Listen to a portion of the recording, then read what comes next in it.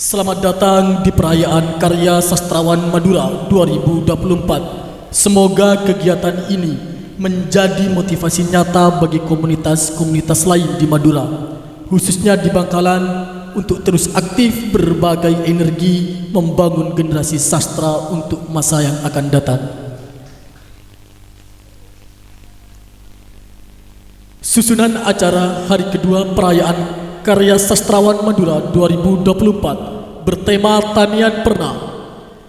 Yang pertama, pembacaan cerpen Celurit Warisan karya Muna Masari.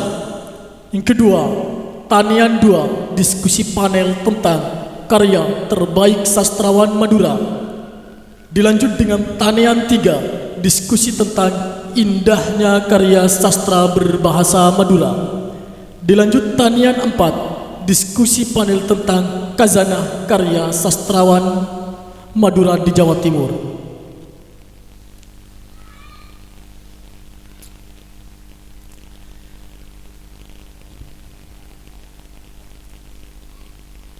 Acara yang pertama yaitu pembacaan cerpen Celurit Warisan karya Muna Masari.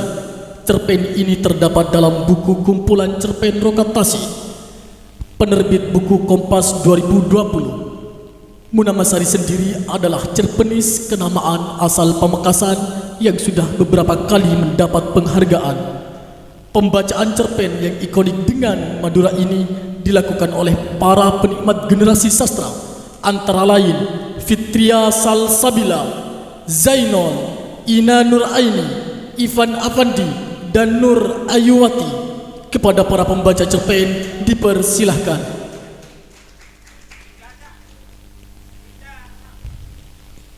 Assalamualaikum warahmatullahi wabarakatuh.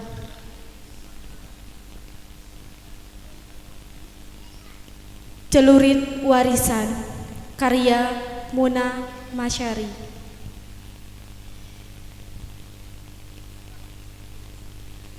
Keesokan malam setelah kulantangkan sumpah di halaman balai desa, celurit itu masih di tempat yang sama, tergantung sungsang pada paku payung berkarat di dinding kamar yang sudah sekian tahun kau kosongkan.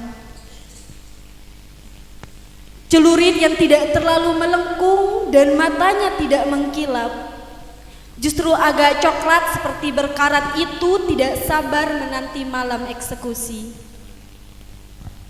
Celurit ini tidak akan melukai orang yang tidak bersalah, jelasmu suatu malam sepulang dari balai desa.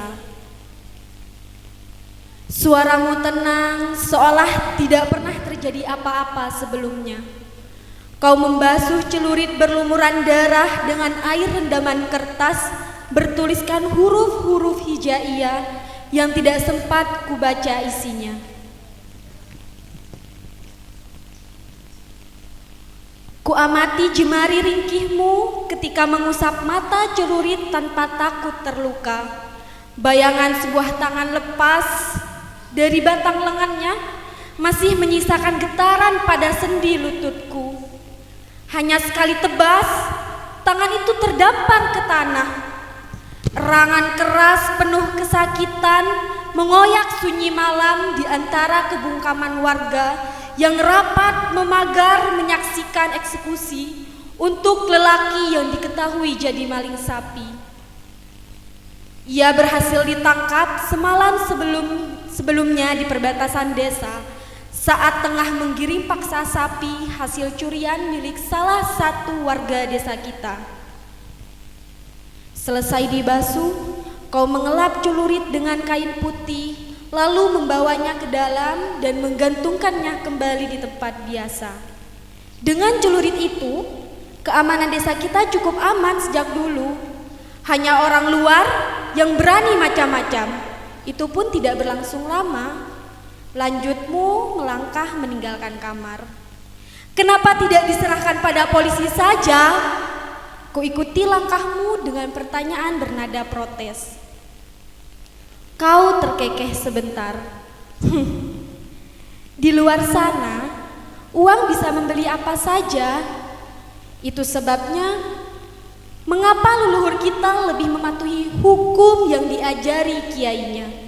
Dengan tenang kau duduk di kursi rotan, lalu mengeluarkan selembar kulit kelobot dan sejumput tembakau dari plastik kresek hitam di atas meja. Secangkir kopi tinggal ampasnya dikerubungi semut. Benar, turun-temurun keluarga kita dipercaya jadi klebun. Hukum pun kita yang menyetirnya. 2 malam setelah kulantangkan sumpah di halaman balai desa, celurit itu masih tempat yang sama, tergantung sungsang pada paku payung berkerat di dinding sebuah kamar yang sudah sekian tahun kau kosongkan. Kupejamkan mata dan menghirup udara dalam-dalam. Aroma tubuhmu serasa membaui penciumanku. Bau keringat, minyak tanah bercampur bau tembakau yang tajam dan pekat tidak pernah hilang dari kamar ini. Kubuka mata seraya melepaskan napas dengan berat. Perlahan tanganku merayapi dinding, meraih gagang celurit dan meloloskan tali gantungnya dari paku. Celurit ini pemberian seorang kiai sebagai tanda jasa atas pengabdian leluhur kita pada beliau. Suaramu tergiang di telingaku. Meraba gagang celurit ini, aku seperti meraba batang lenganmu yang ringkih penuh tonjolan urat, namun tetap tampak kuat. Katamu, celurit ini diyakini memiliki jiwa. Matanya akan tumpul menghadapi jiwa raga yang suci. Begitupun sebaliknya, belum pernah ada pendosa yang selamat dari tajamannya. Sukma leluhur kita menyusup ke dalamnya setelah dia meninggal. Jelasmu, seolah bisa membaca keraguan dalam benakku saat pertama kali mendengarnya. Setiap malam Jumat manis menjelang maghrib, kau tak lupa menyongsongnya di atas kepulan asap dupa, tepat di ambang pintu dengan mulut komat kamit.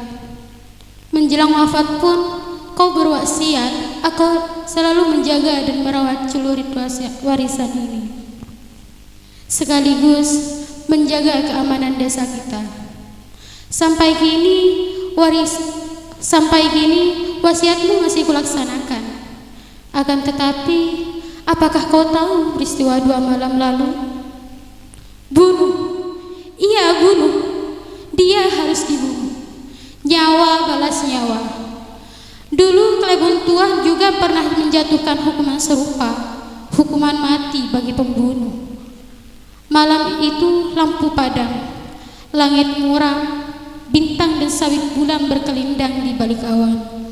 Hujan terganjal sejak senja tadi. Angin berhembus rendah. Hanya lampu gantung di teras yang sedikit menerangi halaman balai desa. Aku berdiri di undakan balai desa, menatap warga yang berjejalan di halaman penuh teriakan tuntutan. Tepat di hadapanku, cucumu membisu, tertunduk layu. Sebelah lengan bajunya robek-robek, ada bercak darah di sudut bibir dan pipinya lebam-lebam. Celurit penuh darah menggantung sungsang di tangannya, hampir menyentuh tanah. Celurit ini pemberian seorang kiai sebagai tanda jasa atas pengabdian leluhur kita kepada beliau. Celurit ini tidak akan melukai seseorang yang tidak bersalah. Suaramu menyusup samar ke liang telingaku. Di sebelahku, menantumu berdiri bisu, bahunya berguncang halus. Entah sudah berapa kali ia mengusap mata dan lubang hidungnya dengan ujung baju. Sedu tangisnya terdengar riuh, teriakan warga saling sahut. Kami harap Klebon bertindak adil, meskipun kali ini adalah anggota keluarga sendiri. Benar, hukum tidak boleh pandang kerabat. Setuju, ini penganiayaan karena laki itu tidak bersenjata. Betul, Walaupun korbannya bukan warga desa kita, lelaki itu berhak mendapatkan keadilan. Suara-suara lantang saling timpal laki perempuan. Kulangkahkan kaki menuruni 2 undakan balai. Di hadapan cucumu yang masih menunduk dalam, aku bertanya, "Apa benar kau yang membunuhnya?" "Iya." Cucumu mengangguk sekali, suaranya lirih. "Kenapa? Apa kesalahan lelaki itu?" "Dia menggoda Murtipah." "Murtipah?" Kuulang nama itu dalam hati. Aku ingat 2 malam sebelumnya cucumu memang minta izin untuk meminang anak perawan itu. Cucumu menyukainya. Menggoda? Mataku memicing. Tidak hanya itu, tadi Murtipah pulang sendirian karena teman-temannya menonton tanggapan Saronen.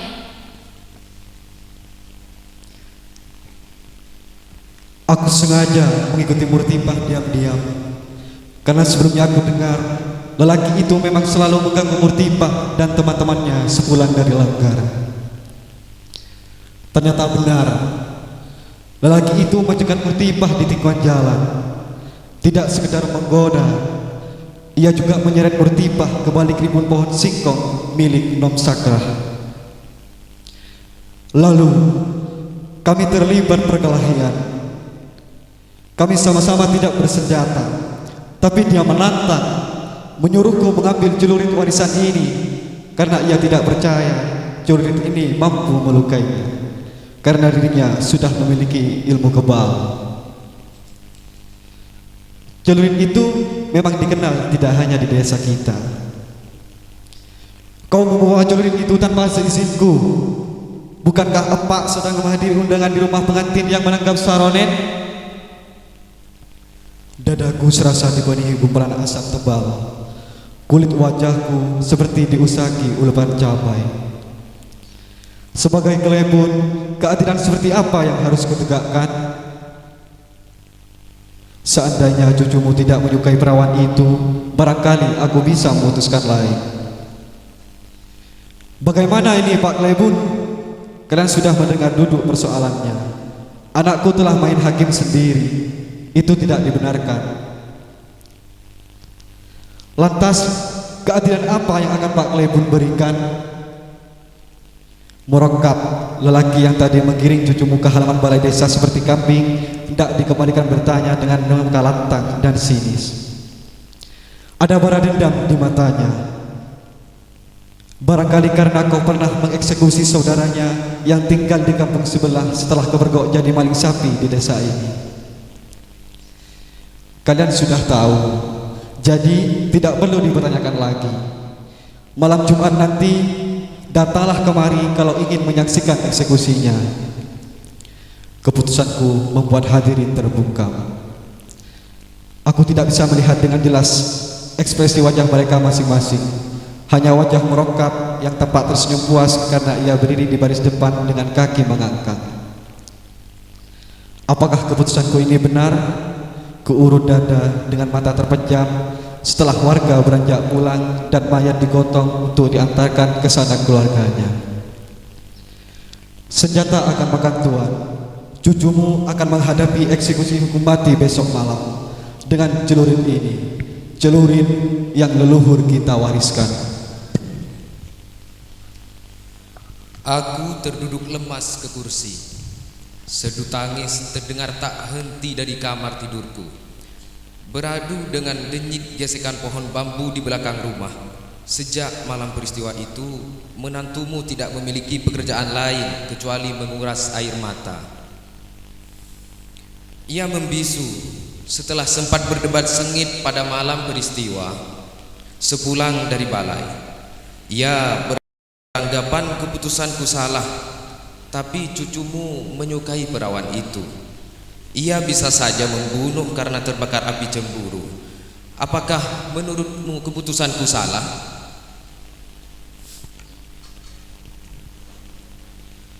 Di atas meja di depanku ada lipatan kain kafan, buntelan kapas, daun pandan yang sudah dikerat-kerat sepanjang 5 cm diuntai dengan benang sepanjang 1 meter, serbuk dupa serta parutan cendana berwadah mangkok.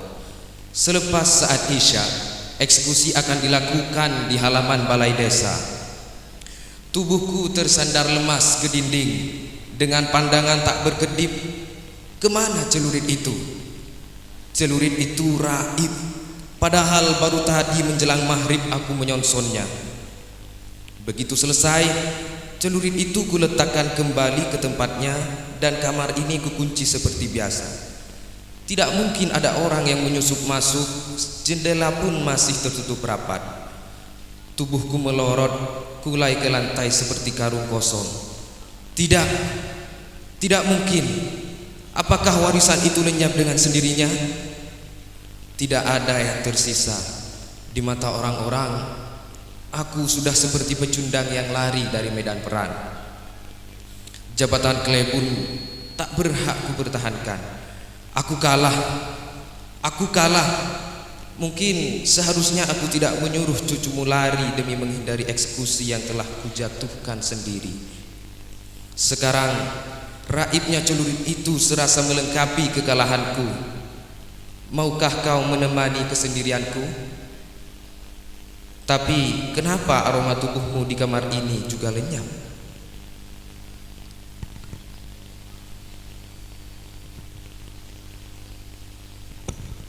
Terima kasih. Wassalamualaikum warahmatullahi wabarakatuh.